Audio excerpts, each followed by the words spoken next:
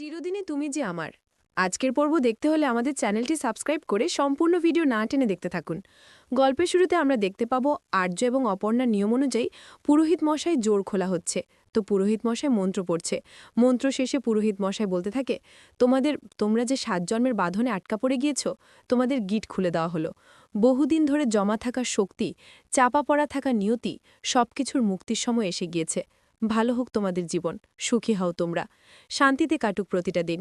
এই কথাগুলো বললেও তাদের মনটা যেন শান্ত হলো না। সত্য চোখে পড়েছে, দুজনের মনে কেমন যেন একটা অশান্তির ছায়া। আচ্ছা, অপর মুখটা কেন এমন লাগছে? ও ঘরে ঢোকার পর থেকেই লক্ষ্য করছি। আমার দিকে তাকালেই ওর মুখটা কেমন যেন ভারী হয়ে যাচ্ছে, চোখে একটা চাপা বিরক্তি, ঠোঁটে অনিচ্ছার ছাপ। অথচ ঠিক সেই মুহূর্তে আর্যসারির দিকে তাকালে অদ্ভুতভাবে মুখে একটা হাসি ফুটে উঠেছে। এমন হাসি, সেটা খুব স্বাভাবিক নয়, যেন লুকানো কোনো অনুভূতির আভাস। এমন হঠাৎ করে হওয়ার কথা নয়। তাহলে কি দুজনের মধ্যে কিছু হয়েছে, নাকি এমন কিছু ঘটেছে যা এখনও কাউকেই বলতে পারেনি?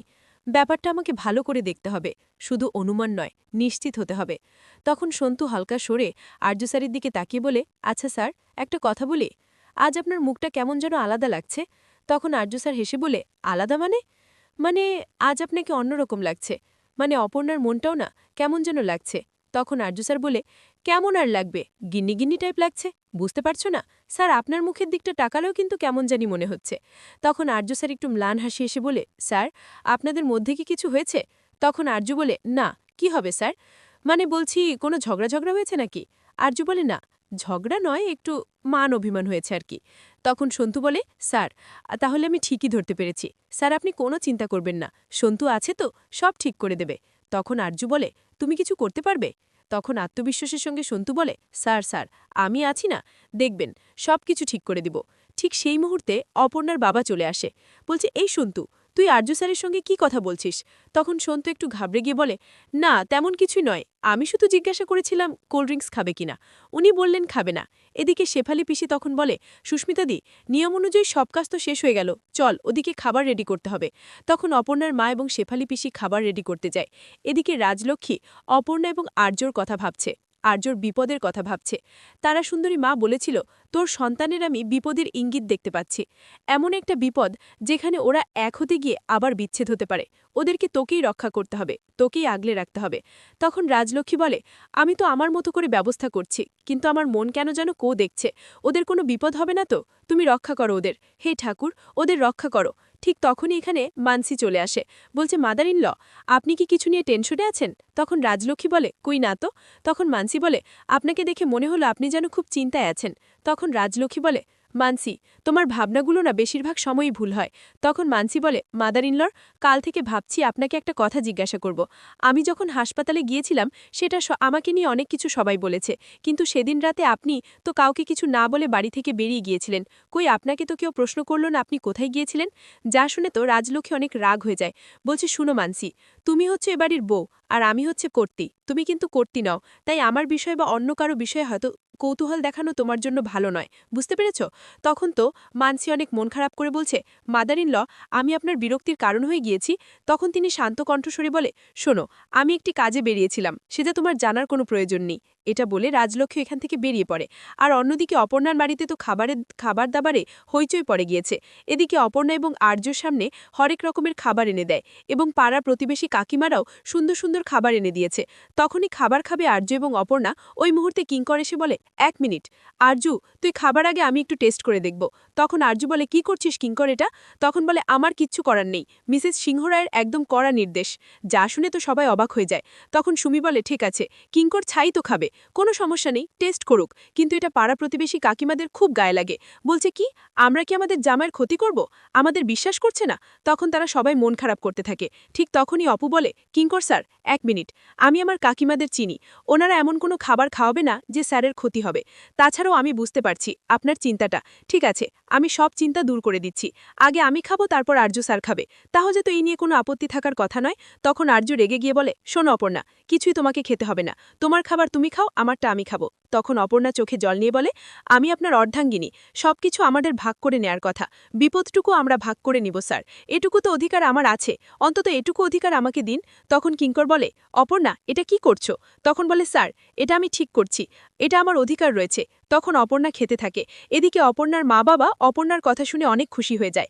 এদিকে মেঘরাজ তো পিছনে ফলোই করে যাচ্ছে, অপর্ণাদের পাড়ার কাকিমাকে ধরেছে, তাকে দিয়ে এই কাজটি করাবে। তখন বলে, আপনি কেন আমাকে ধরেছেন? আমাকে ছেড়ে দিন, এসব আমার দ্বারা হবে না, ছেড়ে দিন আমাকে দয়া করে। তখন মেঘরাজ বলে, আপনার ছেলে কোথায়? তখনই ওই কাকিমার বুকের ভেতরটা কেঁপে ওঠে, বলছে, আমার বাবু কোথায়? খুব ভয় পেতে থাকে। তখন মেঘরাজ বলে, আপনার ছেলে কিন্তু এখন আমার লোকের কাছে, আমার লোকদের স্পষ্ট নির্দেশ দেওয়া আছে, আপনি যদি আমার কথা মতো কাজ না করেন তাহলে জীবন্ত অবস্থায় কখনো আপনার ছেলেকে দেখতে পাবেন না। যা শুনে তো পুরোই ভয় পেয়ে যায় ওই কাকিমা। তখন বলে, আপনি আমার ছেলে কোনো ক্ষতি করবেন না, আমি অনুরোধ করছি। তখন মেঘরাজ বলে, এবার আপনি ভাবুন, পাড়ার মেয়েটাকে বাঁচাবেন না নিজের ছেলেকে বাঁচাবেন? এদিকে অপর্ণাদের বাড়ির ভিতরে খুব খাবার দাবারের আয়োজন চলছে। এদিকে অপর্ণা এবং আর্যকে খুব সুন্দর করে খাওয়াচ্ছে, তো দুজনে খুব ভালোভাবেই খেয়ে নিয়েছে। তখন আর্য সন্তুকে নিয়ে একটু বাইরে চলে যায়। এদিকে অপর্ণার বাবা অপর্ণাকে জিজ্ঞাসা করে, অপর্ণা তোর কি হয়েছে? তখন বলে, বাবা কি আবার হবে, এই তো চুড়িটা হাতে ভারী লাগছিল তে খুলে আমি আসছি, আমার কিচ্ছু হয়নি বাবা। তখন বলে, অপু তোকে আমি ছোটকাল থেকেই দেখছি, তোর মুখের কষ্ট না আমি বুঝতে পারি, আমার মনে হচ্ছে তুই কিছু একটা লুকাচ্ছিস। তখনই অপর্ণা কিছু একটা বলতে যাবে তার বাবাকে, ওই মুহূর্তে আর্য চলে আসে, বলছে, আপনারা কথা বলছেন, ঠিক আছে কথা বলুন। এই বলে আর্য এখান থেকে চলে যায়। তখন অপর্ণার মা চলে আসে।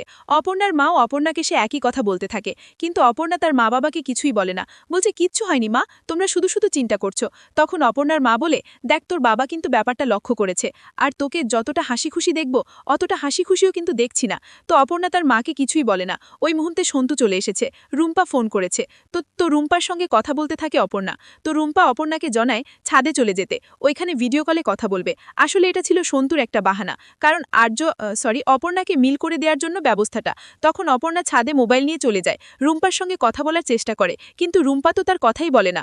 তখন এখানে আর্য স্যার চলে আসে, বলছে, অপর্ণা। তখন বলে, স্যার একটু পরে বলুন না, আমাকে একটু সময় দিন। তখন এটা বলে অপর্ণা যখন চলে যাবে, সন্তু ছাদের দরজাটা লাগিয়ে দেয়। তখন আর্য বলে, অপর্ণা এসো না, একটু কথা বলার আছে। কিন্তু অপর্ণার অভিমানটা থেকেই যায়, আর্য স্যারের সঙ্গে কথা বলতে চায় না। তখন আর্য বলে, আমি বুঝতে পেরেছি, আমি ভুল করেছি, আমি রাগ কন্ট্রোল করতে পারি না, এটা আমার সবচেয়ে বড় ভুল। কিন্তু বিশ্বাস করো, যেদিন থেকে তোমাকে ভালোবেসেছি সেদিন থেকেই নিজেকে বদলানোর চেষ্টা করছি। তখন অপর্ণা বলে, স্যার আমরা মাত্রই জীবনটা শুরু করেছি, এর মধ্যেই আপনার এত রাগ যে আপনি কন্ট্রোল করতে পারলেন না, আমাকে বিশ্বাসই করতে পারলেন না। তখন আর্য বলে, এটাই আমার বড় ভুল, একবারের জন্য হলে ওকে ক্ষমা করা যায় না?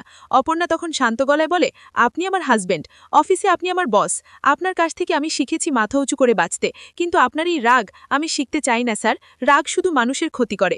তখন আর্য বলে, ঠিক আছে, আমি তোমাকে কথা দিলাম, এরকম রাগ আর আমি কখনোই করব না, এবারের মতো আমাকে ক্ষমা করে দাও। তখন অপর্ণা বলে, স্যার এমন কোনো ক্ষমা আপনি চাইবেন না যেটা আপনি রাখতে পারবেন না, আমি ভেবেছিলাম আপনার রাগটা আমি আস্তে আস্তে দূর করে দিতে পারবো, কিন্তু আমি পারিনি স্যার। এটা বলে অপর্ণা কান্না করতে থাকে। তখনই আর্য বলে, ঠিক আছে, আমি আর তাহলে কি বলবো? এটা বলে আর্য কষ্ট নিয়ে যখন চলে যেতে চায়, তখনই ওইখানে একটা টপ ছিল, টপটা পায়ে লেগে একদম ছাদ থেকে পড়ে যাবে আর্য। তখনই অপর্ণা হাতটা ধরে ফেলে এবং দুজনেই ছাদের মধ্যে গড়াগড়ি খেতে থাকে। অপর্ণা তো প্রচুর ভয় পেয়ে যায়।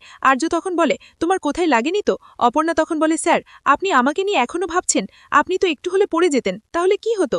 তখন আর্য বলে, পড়ে গেলে পড়ে যেতাম, তোমার আর কি হতো, মরে গেলে মরে যেতাম স্যার, এ কথা আর বলবেন না, আপনি মরে গেলে আমিও মরে যেতাম। এটা বলে খুব কান্না করছে অপর্ণা। তখন আর্য বলে, ঠিক আছে তুমি কান্না করবে না, তোমার কান্না আমি দেখতে চাই না। তখন নিজের হাতে চোখের জলটা মুছে দেয় আর্য।